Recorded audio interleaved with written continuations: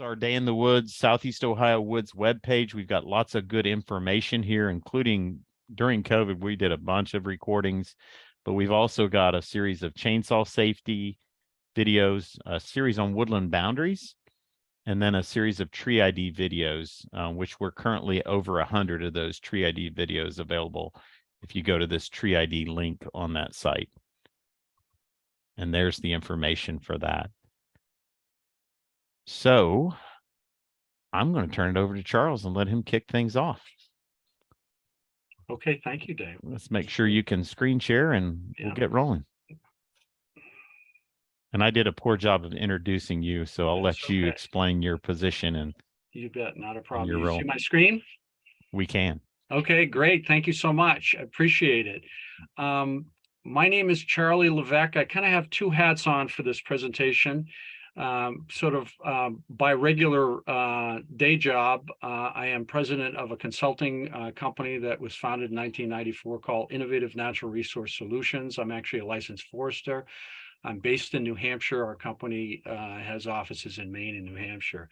This presentation is for one of the projects that we're working on for the Northeast State Foresters Association. So these are the state government agency head foresters in the 7 northeastern states of New England and New York. And I'm presenting this kind of out of a grant program, which we're right in the middle of, called Securing Northeast Forest Carbon Program, which was funded by the USDA Forest Service. And we want to thank them for that. We're focused on the northeastern states, but this is the third time I've done a presentation outside of the region on this topic. So glad to do it, and I'm glad the information is getting out there. So a little bit of background on Securing Northeast Forest Carbon Program, then I'll launch into what we're going to be talking about. The program is really focused on getting the best and latest information about forest carbon to forestry professionals. Again, we're focused in the 7 states in the Northeast, but we're branching out a little bit beyond that. Ultimately, getting it to private forest landowners, to family forest owners is really our target audience, to make sure that as you make decisions about forest carbon on your property, you have the latest and best information so you make informed decisions. It's a 3-year project, following that, the 7 states ultimately will take it over and continue to cooperate amongst themselves. Some core information that we've got a website, which I'll talk about a little bit more, and it's for your use. It's really intended to be a clearinghouse of information around forest carbon. It's being updated all the time, and it's really kind of where a source of a lot of this is. And really, we're focused on this as a working forest land program. I am going to talk about set-asides and reserves, but this is really about working forest land and how you fit forest carbon into those goals as landowners. In the northeastern states, each state has a lead in the program. Again, you're not from these states, but just know that that's how it's organized. It is the homepage for our website. Just hopefully bookmark it, northeastforestcarbon.org. It's applicable to anywhere really in the United States, even though we're focused on the Northeast. And encourage you to sign up for our e-newsletter. If you go on the homepage, you can do that. So some key information, and reason why I bring this up is the presentation I'm doing for you is taking over 7 hours worth of webinars that we held in May and really condensing it down into a half an hour. And these are the topics of the webinars. If you want to get into more detail about the topics I'll be talking about, just go to that website and look at the recordings for the website. So we're going to be talking about the science of forest carbon here.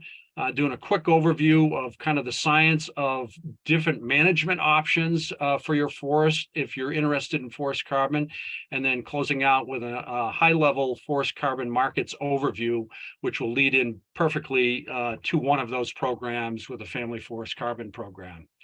So here we go, science of forest carbon. I'd be remiss in not giving credit to most of the materials you're going to be seeing in the beginning of the presentation to Dr. Alexandra Kosiba, who is the University of Vermont Extension forester, and she's our kind of expert on forest carbon in the Northeast and put a lot of these materials together. And if you ever get a chance to either view a webinar or be part of a presentation that she's giving, I highly encourage it because she's a gem.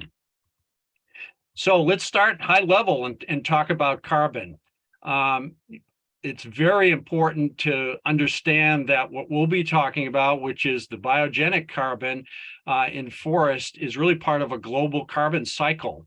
And these various circles here represent the mega pools of carbon that exist on planet Earth. And the arrows are intentional. The carbon in these various pools moves from one to another, depending on the situation. We'll talk a little bit more about that, but just understand there are big carbon pools that are out there. And the one we'll be talking about is not the biggest. The ocean really is the biggest. And again, it plays sort of a secondary role around biogenic carbon, but it's all connected. And you know about the greenhouse effect. That's why we're talking about this, right? So without the greenhouse effect that keeps some of the heat inside the atmosphere, we wouldn't have a planet to live on. So we do need the greenhouse effect. The issue that we're talking about here relative to climate change is the fact that we've got more greenhouse effect than we really need to keep situations stable, and things are changing as a result of greenhouse gas emissions from the human population since largely when the Industrial Revolution started in the 1800s.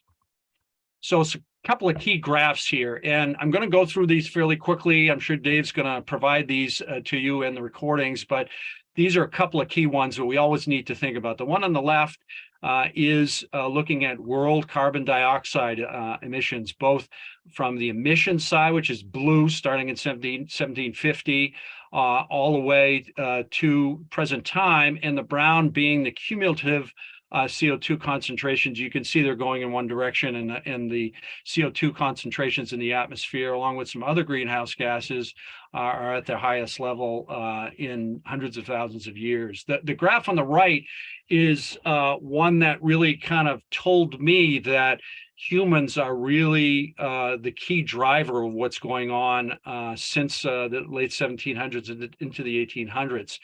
This graph is over the last 800,000 years. And obviously the information, carbon dioxide in the blue in the top, and then temperature measured in Antarctica comes from ice cores. You're probably familiar with the fact that ice cores get studied, and and the gases that are trapped within them tell us what things were like a long time ago.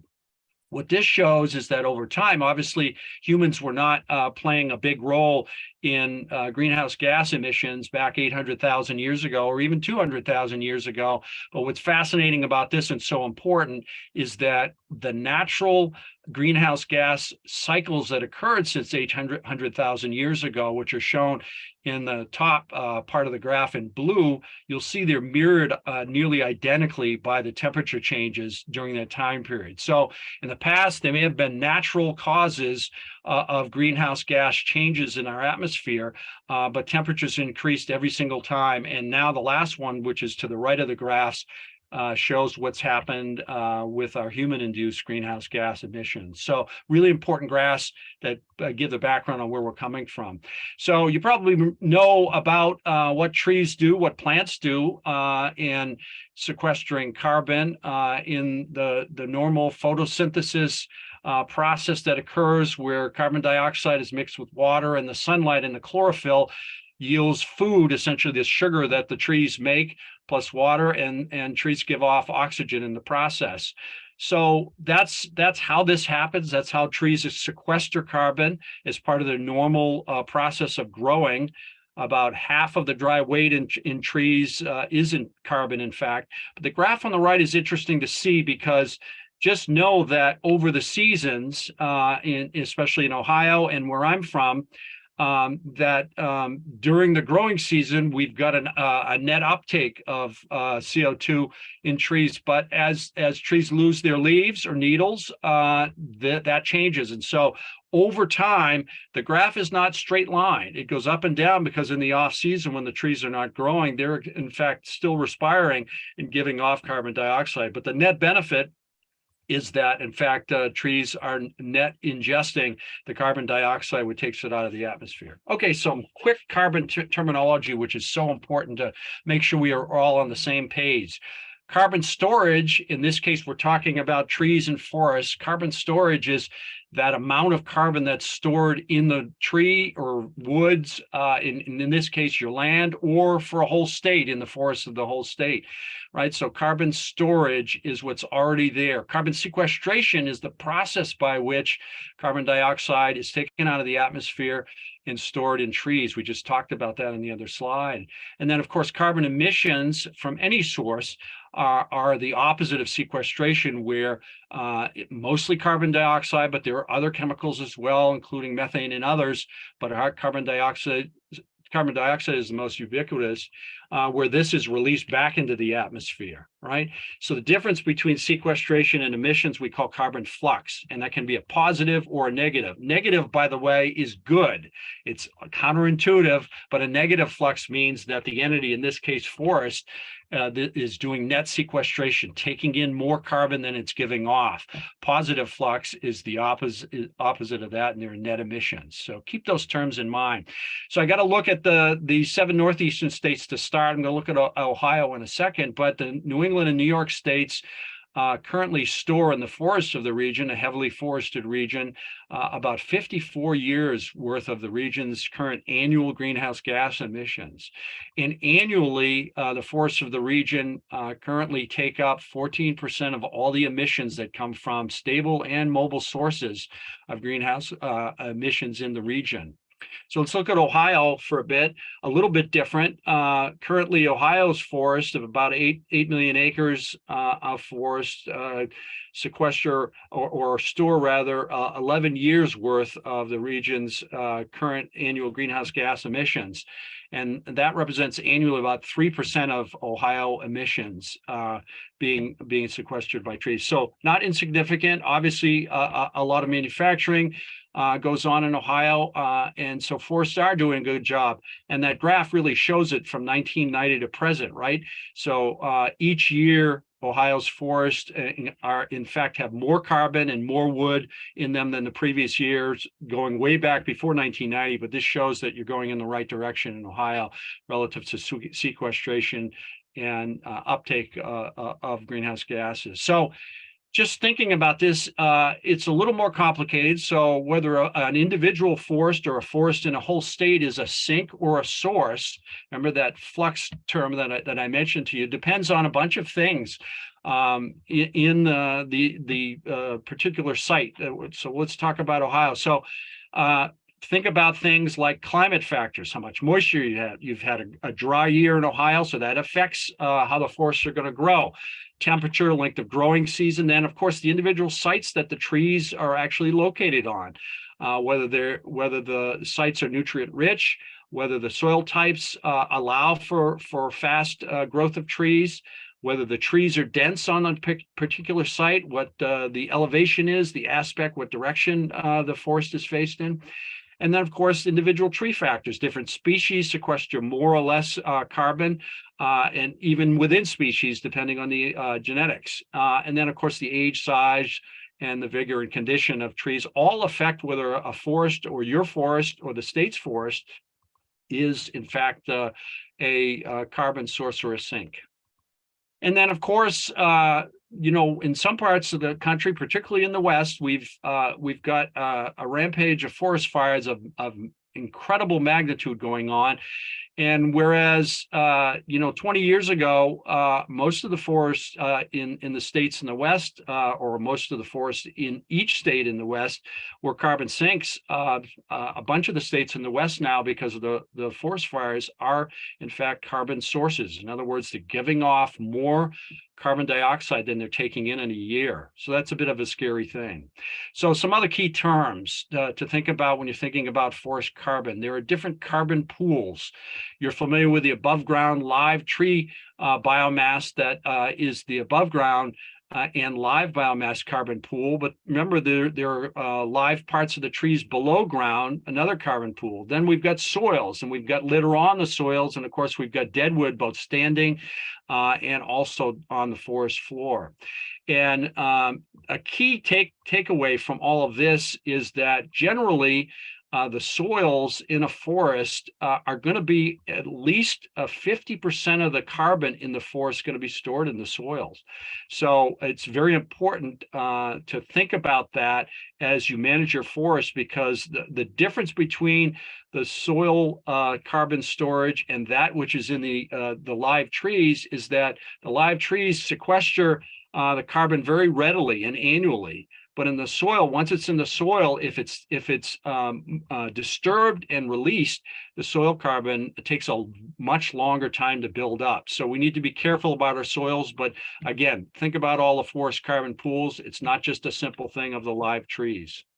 Two very important graphs here, and hopefully you'll come away with a new understanding of something very important. So this first one looks at carbon storage. Remember, we talked about storage is really the carbon that's in the existing forest today. And this graph shows that over the life of a forest, this is only looking at up to 125 years, we could continue it. You'll notice that the carbon storage over time goes up for that whole time period, but the angle of that graph, that dotted graph, which is all of live trees, soil, litter, and dead wood, you'll notice that the angle starts to flatten out. And that means that as trees and forests grow older, they continue to sequester carbon, but at reduced rates. And there's some debate about this, but when you get to a point of old growth and forests, true old growth, are falling apart, there's a lot of dead trees, there's live trees, and there's big and small trees. There gets to be a point where it certainly approaches a steady state of carbon. In other words, where it's taking in as much as it's giving off or thereabouts. But just understand it changes over time. And obviously that angle is sharper as forests are younger. And this next graph, which is going to be the counterintuitive one. Remember I said when you get a negative carbon flux, that's a good thing. That means that the forest or the tree is taking in more carbon dioxide than it's giving off to the atmosphere. And that's why a good part of this graph is looking at, again, the same 125 years. And the takeaway from this graph is that the forest age that sequesters the most carbon per area is in that younger age class from around 20 years to 50 or thereabouts. Not that it doesn't continue over time, but the age class that it takes in the most carbon on an annual basis is in a younger forest. And there's a lot of misinformation out there that suggests this is not true, that in fact, old growth forests take in the most carbon per area. That's just not true. They do take in carbon and have the most stored, but they don't necessarily sequester the most. That's a younger forest. And don't forget, even when we harvest trees, we have ways of continuing the sequestration of the harvested wood products, right? And the solid wood that might be sawed out of the timber. And even when wood is no longer being used and sent to a landfill or combusted, but more particularly in a landfill, a solid wood that goes into a landfill will stay in that solid form for a long, long time, even 100 years, if it's an anaerobic kind of setting where there's no oxygen in the soil. So we can sequester carbon in the trees, but even if we harvest them, if they go into solid wood products, that's a benefit as well, because we're keeping that carbon locked up. So let's jump to talking a little bit about the carbon-friendly forest management and climate adaptation in your forest. I could spend a whole day just talking about these things, but the most important thing to take away from this is avoiding forest loss to other non-forest uses. That's the most important thing we can do for carbon sequestration and storage, is to keep forest as forest.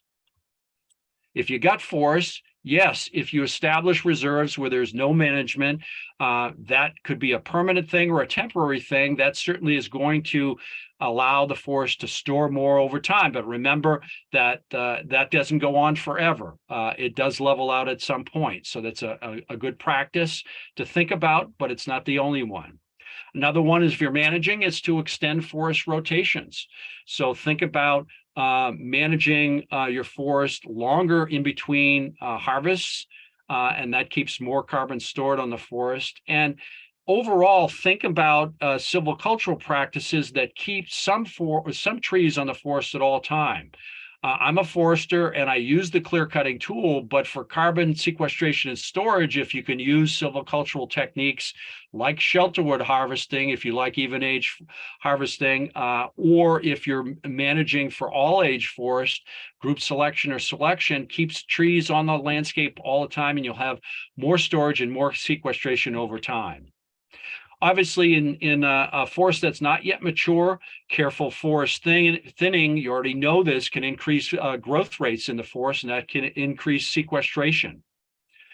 And also, if your area or even in your forest, if you have mostly older forests, it's a good thing to think about having some young forest as well. And so managing to include a variety of age classes on your forest or in your region also can benefit sequestration, because remember, sequestration rates are much greater in younger forests. But remember, in that establishment phase of, say, 0 to 20 years, it does take time for the forest to reestablish if you make big openings.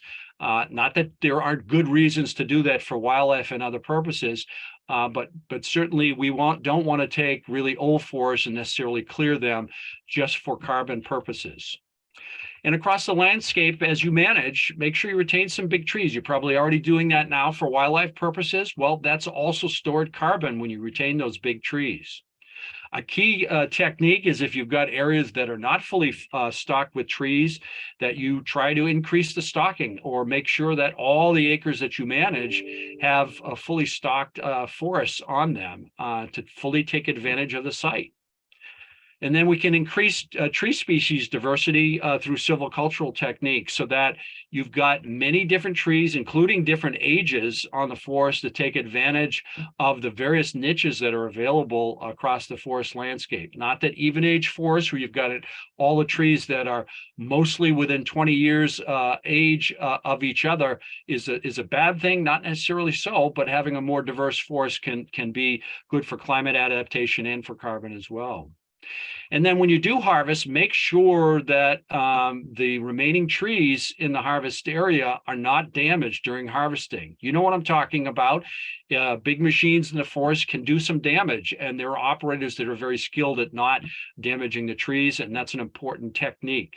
And then, as I mentioned before, because at least half of the carbon in forest is in the soils, make sure to protect the soil during harvesting, keeping landings as small as possible, keeping the area where big machines, where skidders are driving on to be the smallest area, would be the least amount of disturbance to the soil.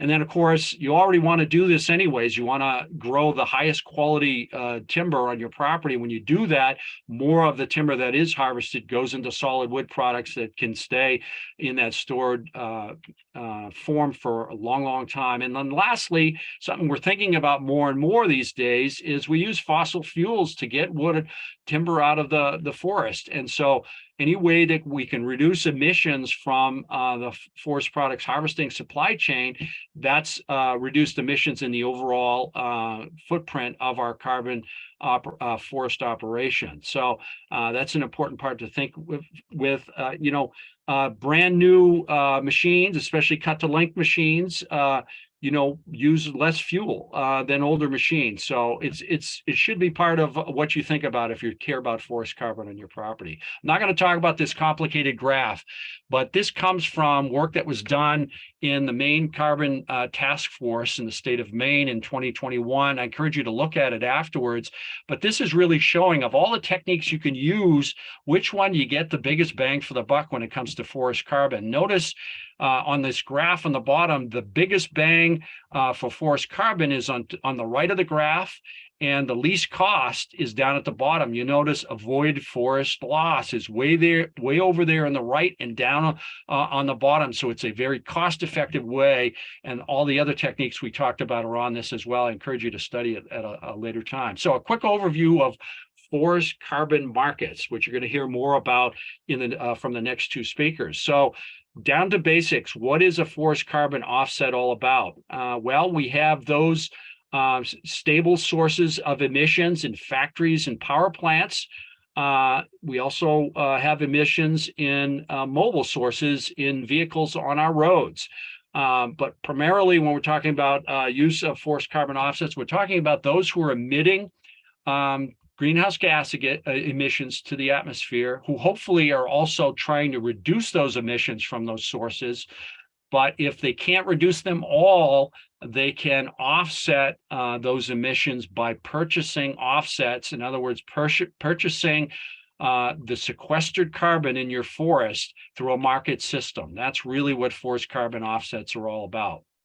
There are three main categories of forced carbon offsets: afforestation, where you're taking a non-forested piece of ground and putting trees in it; avoided conversion, where property is imminently going to be converted from forest to a non-forest use, and preventing it from converting. But item 3, improved forest management, is where most of the forced carbon offset projects occur. In other words, you alter the management or baseline of what's going on or what you plan to do to sequester more carbon, and those metric tons of carbon are then the offsets that can be sold. Much more complicated than that, and we'll get into a little bit of the details. So thinking about carbon markets, we need to think about all of these different places in the carbon market food chain, if you will. First off, the carbon market is the place where buyers and sellers purchase and sell carbon offsets. And we'll talk a little bit more about that. But carbon registries are essentially the rule makers in the carbon offset world. So carbon registries are essentially sets of protocols that entities that want to put together carbon projects on forests need to follow in order to be having their offsets listed on the registry. And when it's on a registry, then the buyers know that there's some quality control around those forest carbon offsets. Carbon developers are nonprofit or for-profit companies that put together these projects. And it's because this area is so complicated that we need carbon developers to, in fact, put the carbon projects together on large ownerships or even small. And then the project itself is on a piece of forest land on planet Earth that is meeting those requirements of the registry put together by the carbon developer with a willing landowner. There are two main types of carbon markets for forced carbon markets, and those are the compliance market and the non-regulated market, or the voluntary carbon market. So the compliance market is largely around laws that right now are the laws in California, because the California laws, which have been around for quite some decades, are really the only demand for compliance market forced carbon offsets at this point in time. Having said that, the state of Washington has got a brand new law that is in fact mirrored based on the California Air Resources Board law and regulations that's going to start operating in 2023. So then we'll have two states that are doing it. There is something in the northeastern U.S. called the Regional Greenhouse Gas Initiative, which is a cooperative of many states doing the same thing as the California law, but the offset portion of the Regional Greenhouse Gas Initiative is simply not functional. And so there are no forest carbon offsets that have been bought or sold in that marketplace.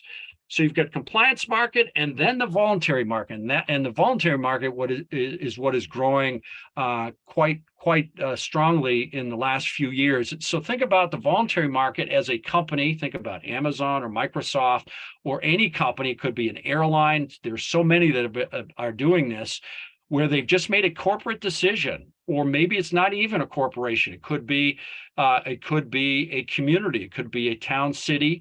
Or it could even be a larger political subdivision. They just make a decision they want to reduce their carbon footprint, and they purchase carbon offsets on this voluntary market to, in fact, do that, even though government is not requiring them to do that. That's the voluntary carbon market.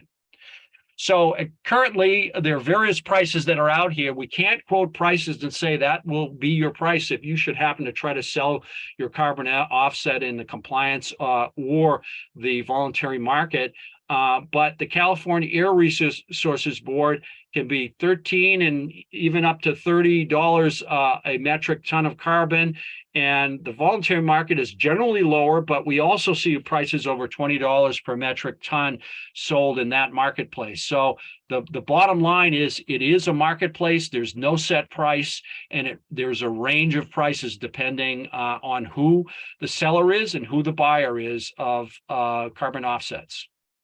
So here's a listing of basically the carbon registries that are operating in the U.S. There's some others in Europe that are not on this list, but mostly it's not 25 registries. It's just a very few number of registries that really kind of set the rules or the protocols for these various carbon projects.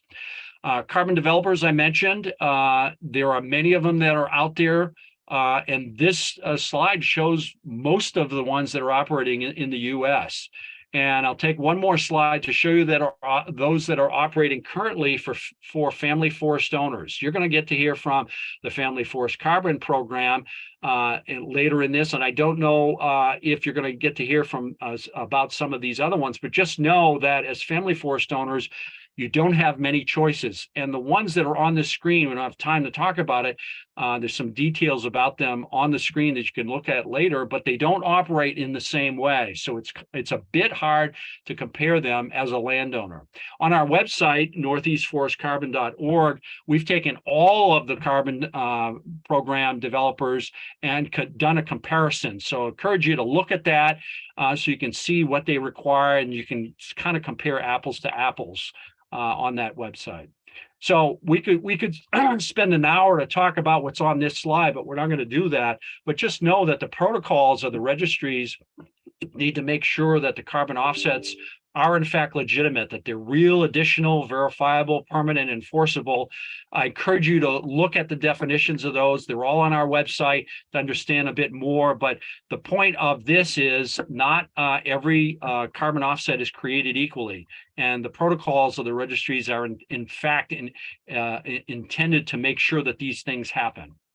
There's a very important concept involved with forest carbon offsets called leakage that you need to understand. There's two kinds. The programs that are out there and the registries take these into account in the programs, but it's a very important thing, and it goes something like this. So if the program allows you to include only a portion of your lands in the program, for your forest carbon project, yet you've got other lands that are not in the carbon project, and you instead increased your harvest on those lands more than you would have because some of your lands are not going to be harvested, or at least not harvested as intensively. That's kind of activity shifting leakage, the box on the left, right? So that's happening within your ownership. But also understand that because in the US and worldwide, wood use is not stable. In fact, it's increasing. In fact, the UN Food and Agriculture Organization is expecting over a 20% increase in wood use worldwide from now until 2050. So market leakage, if you set aside all of your land and it's not going to be harvested, yet you had planned on harvesting it, to meet that demand for wood in the US and for the world, it's going to be harvested somewhere else. So the registries and the programs, in fact, take into account this issue of leakage, but it's an important concept when we're talking about forest carbon and forest carbon offsets. One of the most important things you can do if you're thinking about selling forest carbon on your property is to get the right questions so that you can ask the developer the correct questions. And this is a sample of the kinds of questions you really should be asking. And remember, it's a very serious decision to sign a contract to sell carbon on your property. It's nearly as serious a decision as it would be if you were to donate or sell a conservation easement. Even though conservation easements are in perpetuity, selling carbon offsets generally is a long period of time, around 40 years for the voluntary market and over 100 years for the compliance market. So you need to say, if I sign this, what can I continue to manage? Can I continue to harvest? How will the verification be done on my property? Who will do it? What happens if I decide to sell? Does that contract go with the property? What happens if I want to exit the contract early? Can I even do that? Again, many questions. Encourage you to think about these and other questions if you're starting to negotiate or at least talk with a forest carbon project developer. It's a serious decision. And understand that this whole issue of carbon offsets, whether it's forest or other purpose from other sources, is not without controversy. There are many things that are out there that have been in the media and continue to be that are that are essentially very strong critiques of the notion of carbon offsets. So I encourage you to look into that as well. That's all I've got for content slides. Again, that's our website, northeastforestcarbon.org. And we've got a newsletter. Encourage you to sign up if this is subject matter is of interest to you. There's my contact information. And Dave, I will stop sharing now. Thank you so much. Lots of good information.